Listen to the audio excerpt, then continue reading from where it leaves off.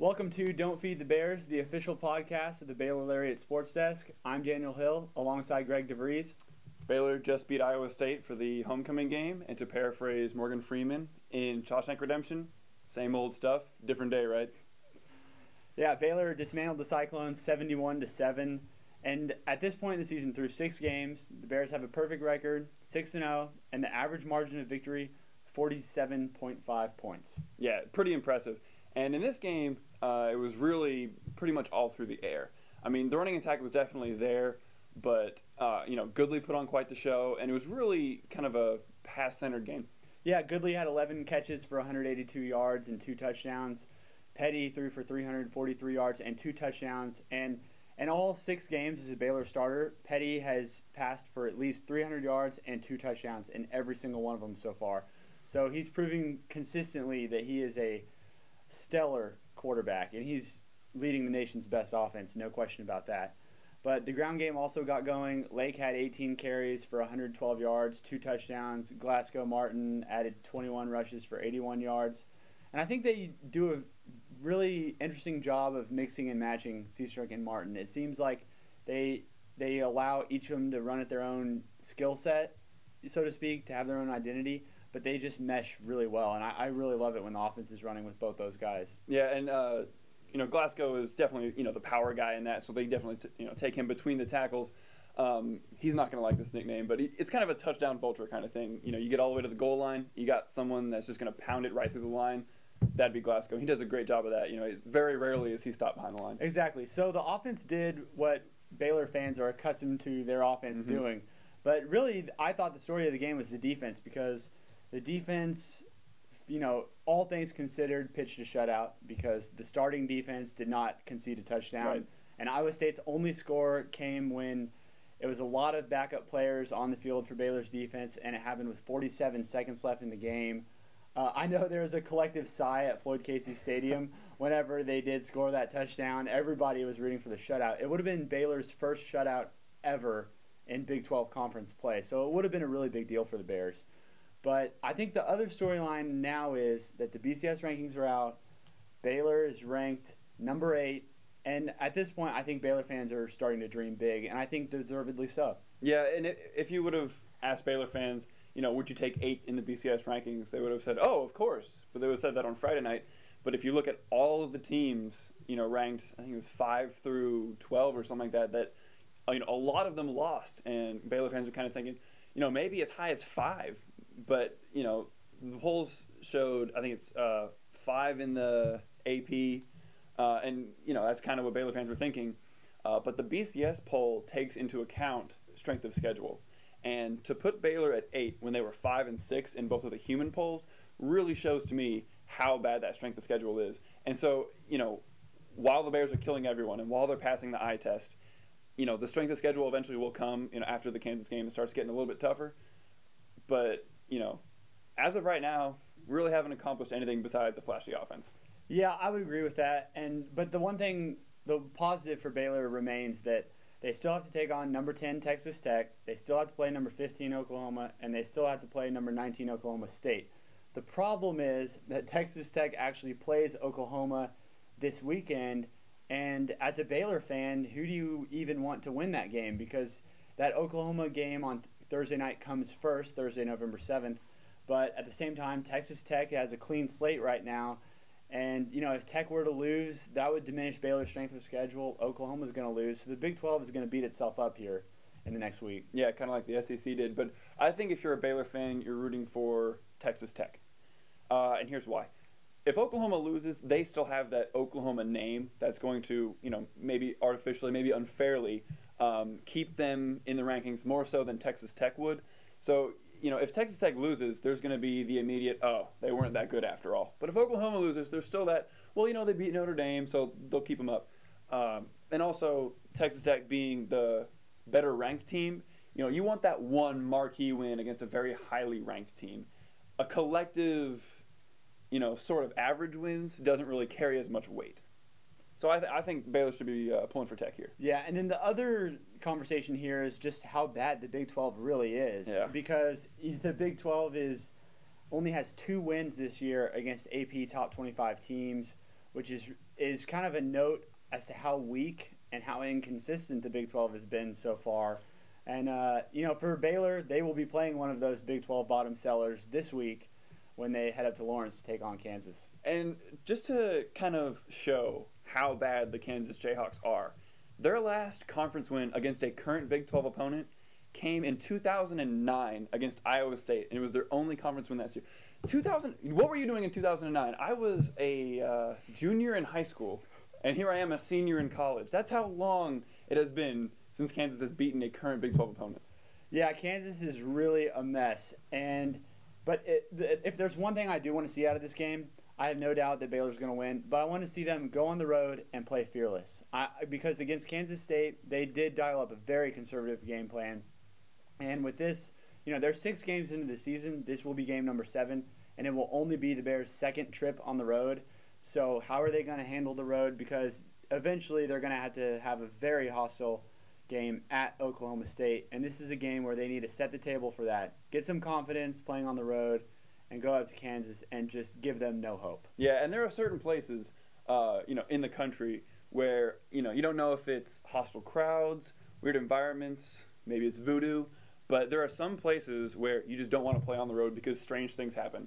The 2 that come to mind for me are Ames, Iowa, and Lubbock, Texas, and luckily the Bears have dodged that. But is Lawrence, Kansas one of those strange places to play? It's in the Midwest, which, strange things can happen there. I mean, there's odd winds coming in. But, we saw it with Oklahoma State when they were looking at national title hopes, and they went to Ames, Iowa, and lost, And the same things happened in Lubbock when, UT had their run with, I think it was Colt McCoy, and then Crabtree just stayed in bounds. And, strange things happen in these places. So Lawrence, Kansas hasn't been able to put up a fight at all in recent years.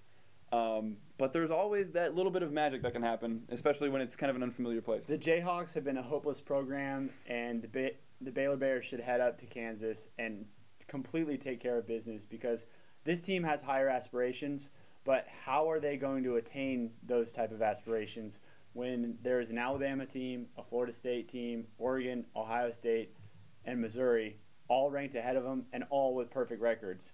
And with stronger strength of schedules as well. With much stronger strength of schedule. So it'll be interesting to see how the BCS computers shake out. But if the Bears do have a title path to the national title game in Pasadena at the Rose Bowl, it could happen, because Alabama still has to play at number 13 LSU.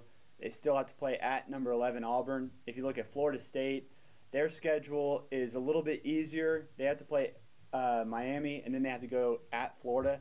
If the Gators can find any type of an offense, that could be a tough game.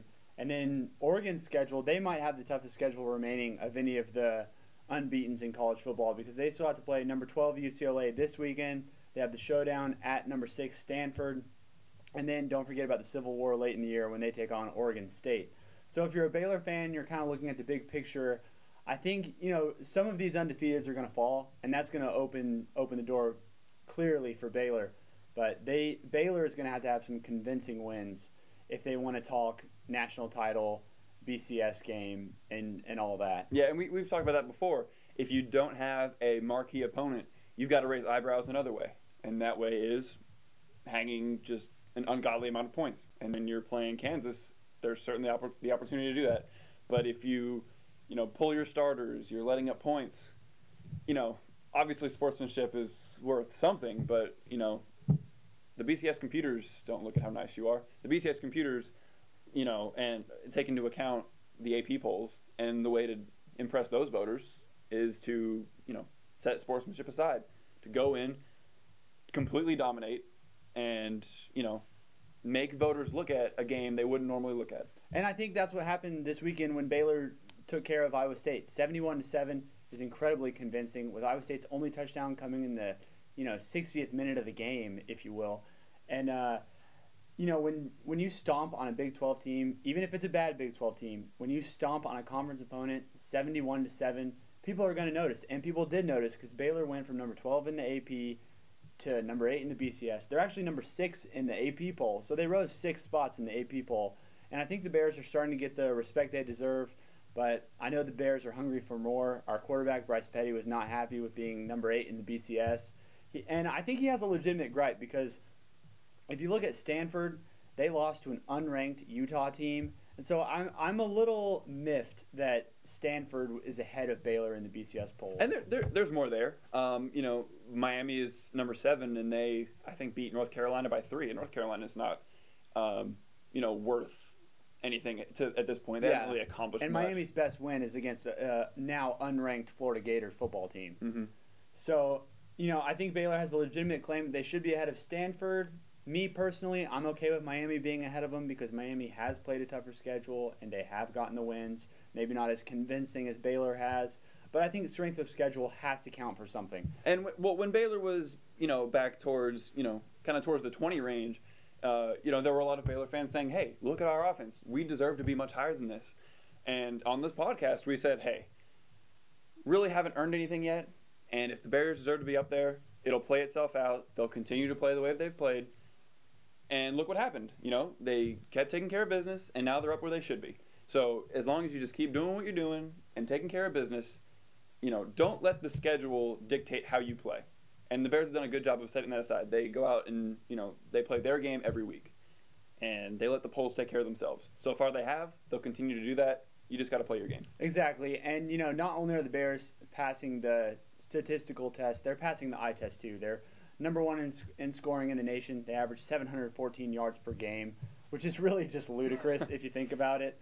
And they now have the number 7 scoring defense in the nation. So they're a balanced football team. They're destroying their opponents. They have to take care of business on the road. But right now is also one of my favorite times of the year, just as a sporting fan, because you've got the NBA that's about to start in 2 weeks. Football's in full swing, but the Fall Classic is here. The World Series is starting. And before the season, I remember this in our podcast from the spring semester. You picked the Angels. Yep. That didn't quite work out. No, it did not. That was a bit of a bombshell. I picked the Tigers. They almost made it. They were a Shane Victorino homer away and a David Ortiz grand slam away from getting there, but they were close. So it's Red Sox versus the Cardinals. And, I think this is going to be a good World Series. Yeah, it's a rematch of the 04 World Series. I really wanted to see Detroit make it just because, you look at all that the city of Detroit has gone through and, what they've been going through. You just kind of wanted to see them have something to cheer about. And a Tigers World Series would have been that. But alas, they'll have to settle for, the top 4, I guess.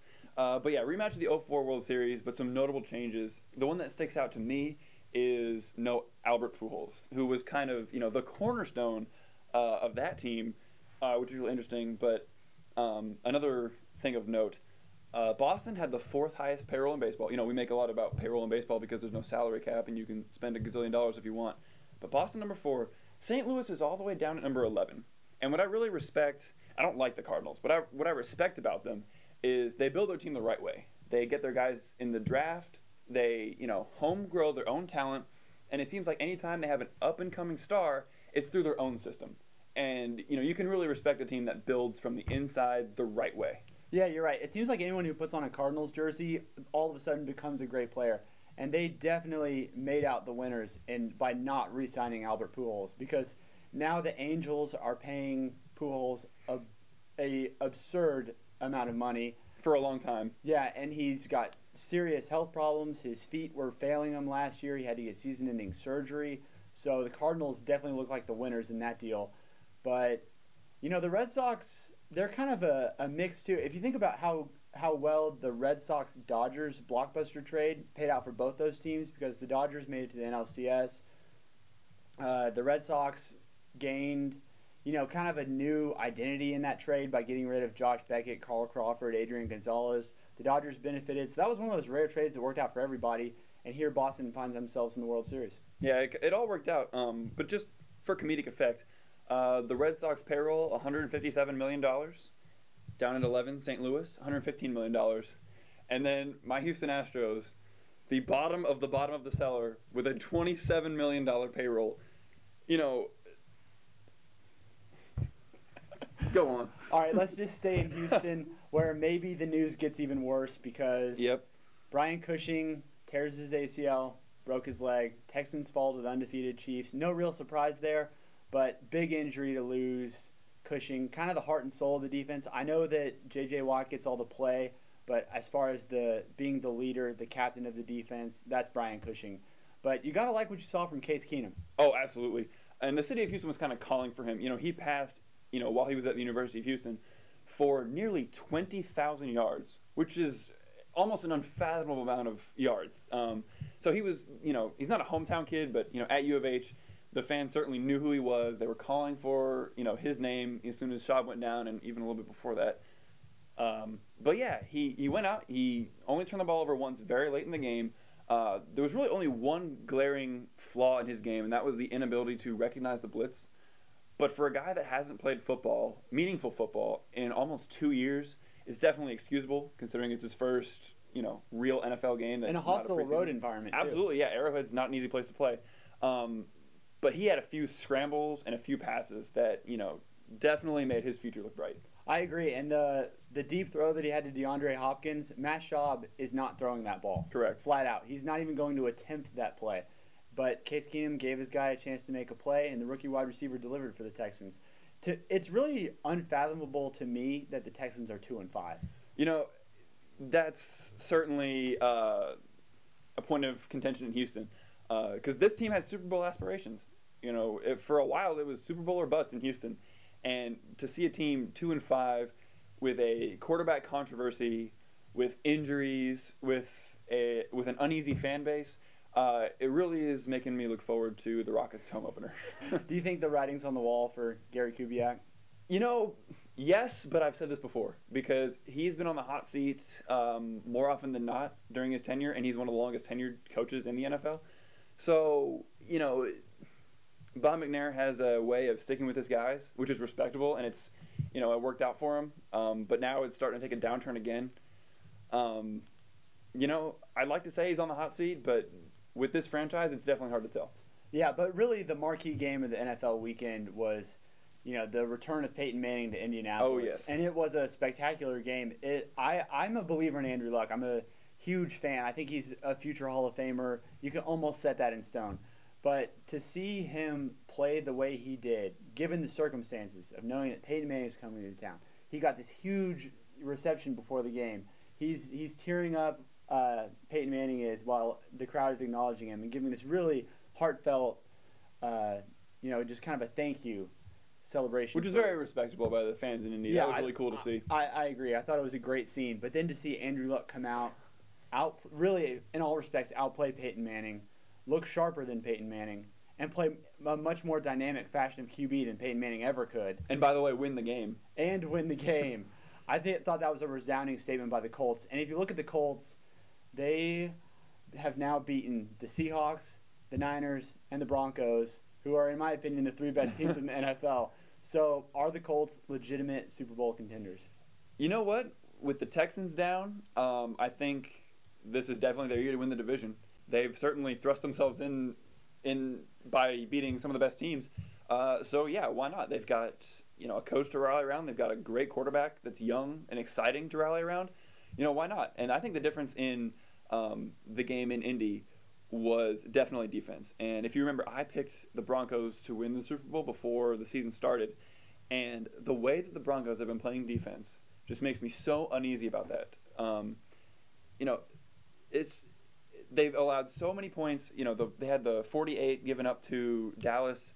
They gave up a ton this week. And it just seems like even though Von Miller is back, it seems as though this defense is just a sieve of yards coming through it. Yeah, I agree. The defense in Denver has to be a serious concern at this point. But another thing about the Colts is that in the first half, Andrew Luck accounted for 3 touchdowns, and all of them through the air. And then in the second half, they really dialed back their play calling. It was like they were playing not to lose the game. And they still won the game, but they clearly had a regression in their level of play from the first half to the second half. And I just would like to see what Andrew Luck could do if he's fully given the reins of this offense. Because if you remember last Monday night, the Colts took on the Chargers, and the Colts came out with the most vanilla game plan. They just ran the ball mindlessly with Trent Richardson, who wasn't producing at all. They tried to rush the ball with Donald Brown. That didn't work. And meanwhile, they have this excellent quarterback, and they're not letting him play ball, And so I think down the line as this season progresses, they've got Pep Hamilton there as the offensive coordinator in Indy. I think they're going to loosen the reins on Luck. And when they do, it might spell trouble for the rest of the NFL, if it hasn't already, because the Colts are playing football at such a high level right now. Yeah, Andrew Luck is such a playmaker, and he's a smart enough guy where you can hand him almost the Peyton Manning reins, where he can go to the lines, see what he sees, and then change the play call or, extend the play as necessary. He's got that kind of mental and physical ability. Yeah, and so before the season, you went with the Broncos to win the Super Bowl. I went with the Seahawks. If you had a chance to change your pick, would you stick with the Broncos or would you go a different direction? For the sake of continuity, I would stick with the Broncos. I still think that there has to be a point in the season where they get this defense figured out. I mean, no NFL team that's this good goes in with a bad defense and doesn't peak. You know what I mean? So I think they will at least, maybe not fix the problem, at least put a Band-Aid over it. And the one thing about the Broncos, though, is that they're going to have a stretch here. I believe it's week 10 when this starts, so that'll be 3 weeks from now, where they play Kansas City twice, and then sandwiched in between that is a matchup with New England. And New England just lost to the Jets. I'm not quite sure what they're doing, but I think the AFC is anyone's game because the Broncos, everyone thought they were this juggernaut team, but you can't be a juggernaut team with a defense that can't stop a nosebleed. Yeah. So something's going to have to change. And it's kind of an open race simply because it's just not as good as the NFC. You got a lot of teams losing, and at the beginning it was kind of like, is it the Texans, is it the Patriots, is it the Broncos? Well, I'm not going to say the Pats are by no means out of it, but they haven't looked Patriot-esque this season. The Texans, I'll say it, are out of it. So you got the Broncos, the Colts have emerged, but yeah, I agree. It's definitely a lower level of football that is everyone's race. Yeah, I agree. And then over in the NFC, I'm still going to ride with the Seahawks. I think they're clearly the best team in football. They physically manhandled Arizona last Thursday night on the road in a short week. I know Arizona is nothing special, but to do that on a short week, I thought was really impressive. Especially on the road. And they're only going to get better because Percy Harvin's coming back for the Seahawks.